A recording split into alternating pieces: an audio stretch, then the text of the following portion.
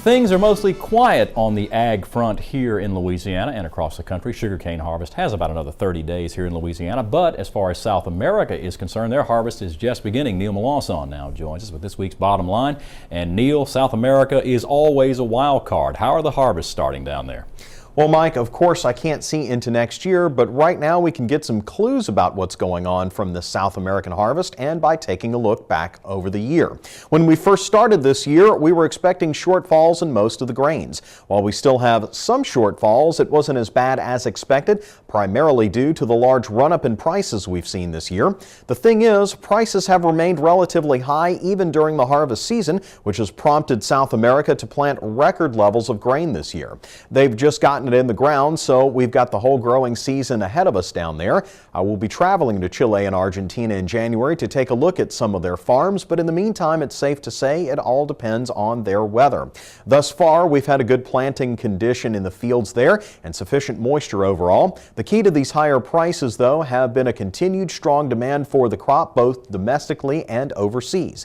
The U.S., for instance, just bought the largest biodiesel purchase in history, and which means there's still a bit of corn going into diesel production and biofuels overall. Overseas, we've had up and down contracts for exports all year long, but unless something drastically changes for 2011, we should still see it up in 2012. What that will mean for farmers is more back and forth adjusting as to which crops will be planted, but overall, increased acres across the board for almost all grains.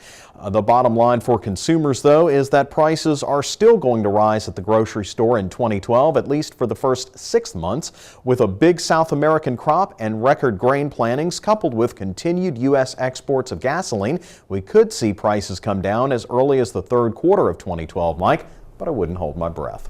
And I'll tell you, Neil, consumers just were not able to get a break this year. And we'll look forward to your reports from Chile and Argentina when our regular programming returns next year. Neil Melancon, thanks.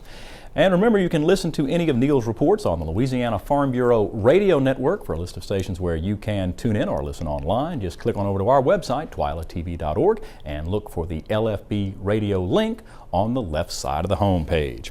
That does it for this edition of This Week in Louisiana Agriculture. Before we leave you today, we want to thank all the farmers and ranchers and others who have appeared on our program throughout 2011. Agriculture certainly has a tremendous story to tell, and nobody does that better than the hard-working farmers and ranchers of our state.